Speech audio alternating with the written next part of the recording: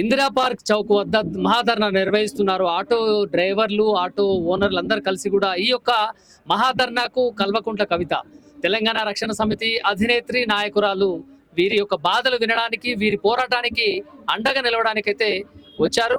ఇదే క్రమంలో మనతో పాటు మాట్లాడడానికి ఆటో డ్రైవర్ అన్న ఉన్నారు. ఆయన అడిగి తెలుసుకునే ప్రయత్నం చేద్దాం. అన్న నమస్తే.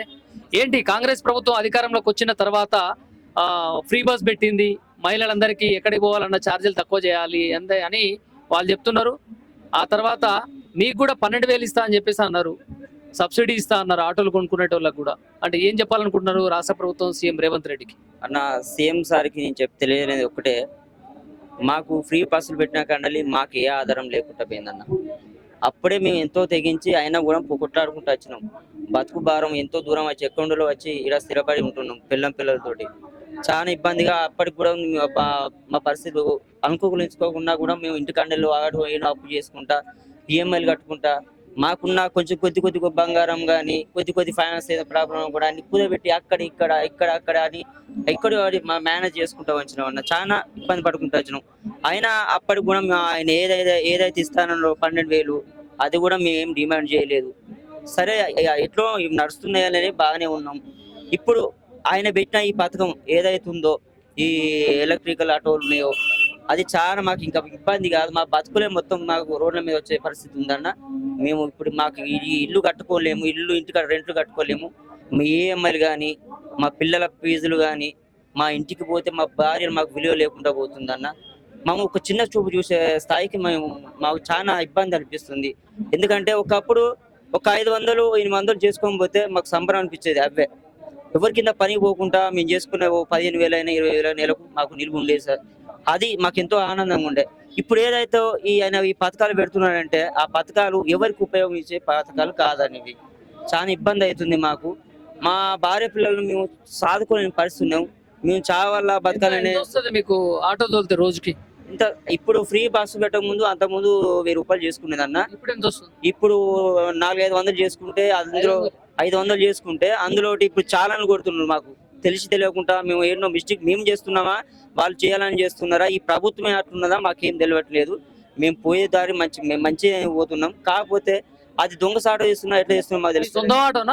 మాది ఫైనాన్స్ అన్న. మాది వరంగల్. మేము ఇక్కడ వచ్చే 15 సంవత్సరాలు అవుతుంది.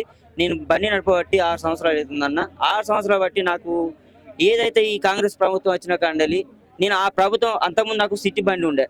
ఆయన ఏది 9 తారీఖు బస్సులు ఫ్రీ అన్న కాండలి అదే రోజు నేను వరంగల్ ఉండేలో వచ్చేసి, నాకు అంతకుముందు డిస్ట్రిక్ట్ ఆటో ఉండే, సిటీ బండి ఉండే అన్న. సిటీ బండి అదే రోజు ఆయన ఏదైతే ఫ్రీ బస్ అన్నాడో, మార్కెట్ రేట్ తగ్గిపోతుందంటే మాకు వేరే అతను చెప్తే ఆ బండి నేను అప్పుడే అమ్మేసి వేరే వర్క్ చూస్తుందా అనుకున్నా. అయినా పర్లేదు నడుస్తానే అంటే మళ్ళీ ఏం చేసిన, డిస్ట్రిక్ట్ ఆటో తీసుకొని ఎన్ని లక్షలు? అది ఇప్పుడు 4 లక్షలు పడ్డది అన్న. ఫైనాన్స్ తో 4 లక్షలు, నెలకు 8,500 కట్టాలి. లేదన్న. ఇప్పుడు మా బంగారం చెప్తున్నా కదన్న, మా బంగారం కానీ, మా పిల్లల ఫీజు కానీ ఏదైనా ఉంటే తాకట్టు పెట్టేసి మా భార్య పిల్లలు చదువుకునే పరిస్థితి మాకు చాలా ఇబ్బంది అవుతుందన్న. అయితే నేను రేవంత్ రెడ్డి సార్కు చేతులు జోడించి ఒకటే విన్నపం. రేవంత్ రెడ్డి సార్కి పోయి ఇప్పుడు చెప్పడం చేయలేదా మా బాధలు ఎట్లున్నాయని? చెప్పడం జరిగింది. చాలా సార్లు మేము ప్రయత్నించినాం. మమ్మల్ని రాకుండా అడ్డుకున్నారు. మేమే కాదు, మా తోటి డ్రైవర్లు మేము అందరం ఐక్యత ఉండి చాలా ఎదుర్కొనే పరిస్థితి వచ్చింది. అయినా కూడా మమ్మల్ని రాకుండా మమ్మల్ని ఎటు తేలిన తూచలు చేసిర్రు. మాకన్నా పెద్దవాళ్ళు కూడా ప్రయత్నించారు. ఈ రోజున మీరు చేస్తున్న మహాధర్నాకి కల్వకుంట్ల కవిత మీకు అండగుంటానని చెప్పేసి వస్తున్నారు, మీకు అండగుంటున్నారు. అయితే ఏమనిపిస్తుంది వాళ్ళు ఉండడం? ఎందుకంటే ఇంకా మిగిలిన వేరే పార్టీ వాళ్ళైతే మీకు మద్దతుగా అయితే రాలేదు. కవితక్క కూడా మాకు సపోర్ట్ గా నిలిచినందుకు మాకు చాలా కవితక్కకు దండాలన్న. ఒక వీడియోలో కూడా మాట్లాడిన. అయితే ఆ మేడం గారు మాట్లాడకుండా మాకు ఎంతో సంతోషం అనిపిస్తుంది. మా కొరకు కొట్లాడుతుంది. ఏది కూడా మా ఆటో డ్రైవర్లకు ఇంత ఏదైనా మాకు ఉపాధి కలిగిస్తే ఎవరైనా కానీ, సీఎం సార్ అని రేవంత్ రెడ్డి కానీ, మన కవితక్క కానీ ఎవరైనా కానీ మా బతుకుల మీద కొట్టకుండా, మా బతుకుల మీద దెబ్బ పడకుండా, మా భార్య పిల్లలు చావకుండా మమ్మల్ని కనీసం మమ్మల్ని మనుషులని గుర్తించండి అని వాళ్ళకి జోడిస్తే. ఇప్పుడు మీ డీజిల్ ఆటోల వల్ల, పెట్రోల్ ఆటోల వల్ల పొగ ఎక్కువ రావడం వల్ల కాలుష్యం ఎక్కువ అవుతుందని చెప్పేసి ఎలక్ట్రికల్ వాహనాలు తెస్తున్నారు. దానివల్ల మీకేం నష్టం? వాటి దారి వాటిది, మీ దారి మీది. అవునన్నా, ఆటోలు చేసిన ఆయనకు ఏదో చేస్తుండు కరెక్టే. ఆటో స్థానంలో మా ఆటోలు ఉన్నాయి. మా ఆటోలు తీసేయండి. ఆ ఆటోలు ఏవైతే ఉన్నాయో ఆటోల ప్లేస్లో మాకు పెట్టేసి నెలకు మాకు ఎంత ఇస్తారు, మాకు ఉపాధి కలిగించినట్టు ఉంటుంది, మీరు తెచ్చినట్టు ఉంటుంది. మీరు తెచ్చిన ఫలితం మీకు ఉంటుంది. మేము పని చేసుకొని 10 రూపాయలు వస్తానే మా భార్య పిల్లలు నేనే మళ్ళీ మేము పోషించుకోగలుగుతాం. మళ్ళీ మేము ఏదైతే మేము ఏ ఉండేలు వచ్చినామో మళ్ళీ మేము ఆడికి వెళ్ళిపోయే పరిస్థితి వస్తుంది. చాలా ఇబ్బంది అవుతుందన్న. మేము ఆలోచించాల్సి కూడా మాకు ఆలోచన అంత చిక్కని ఆర్టీసీ ఆటోలు కూడా పెడతానంటున్నారు. అది ఆర్టీసీ ఆటోలు కూడా పెడతాను అన్న. అవి పెట్టకూడదు అన్న. అది చాలా పేదోని మీద మస్తు ఇబ్బంది అవుతుంది. మా ఆటో డ్రైవర్ల ఐక్యత మొత్తం దెబ్బతిని గూటుకోకడు చెట్టుకోకడు అన్నట్టు అయిపోయింది అన్న మా పరిస్థితి. దయచేసి సీఎం సార్కి చేతులు జోడిస్తున్నా, మా బతుకులు ఆగం చేయకూరి. మేము ఎక్కువ వచ్చినాం అన్న. మేము 15 సంవత్సరాలే, మాకే టెన్షన్ లేదు. కాంగ్రెస్ ప్రభుత్వం వచ్చిన కాండలి చాలా ఇబ్బంది అవుతుంది. మా ఇంటికి పోతే మాకు విలువ లేకుండా పోతుంది అన్న. దయచేసి జ్యోతిరెడ్డి ఆయనకు దండం పెడుతున్నా, అలాంటివి మానుకోండి. మా బతుకులు కొంచెం మమ్మల్ని ఆలోచించి మేము మనుషులను గుర్తించే చాలు. అంతకుముందు బీఆర్ఎస్ పరిపాలన 10 సంవత్సరాలు కొనసాగింది. అప్పుడే అనిపించింది ఎప్పుడేమన్నా ఇలాంటి ఇబ్బందులు ఉన్నాయా? అలాంటి ఏం కాలేదన్న. అది బాగానే ఉండే. ఆయన మాకు ఏం ఇబ్బంది పెట్టలేదు. ఈయన వచ్చిన కాండాలి ఈయనకు అడ్డగోలుగా ఆయన ఇష్టం ఉన్నట్టుగా పథకాలు పెట్టుకుంటాడు. ఎవరు నిర్ణయం లేదు.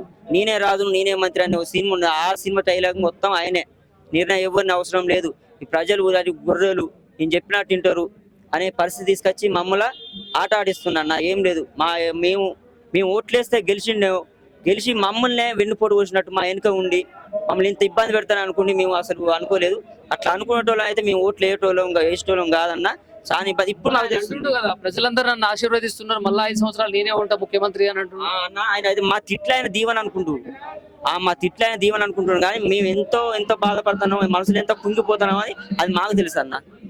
చాలా ఇబ్బంది అవుతుందన్న. మా సమస్య సీఎం సార్కు అందేటట్టు మమ్మల్ని కొంచెం మనసు లెక్క గుర్తించినట్టు కొంచెం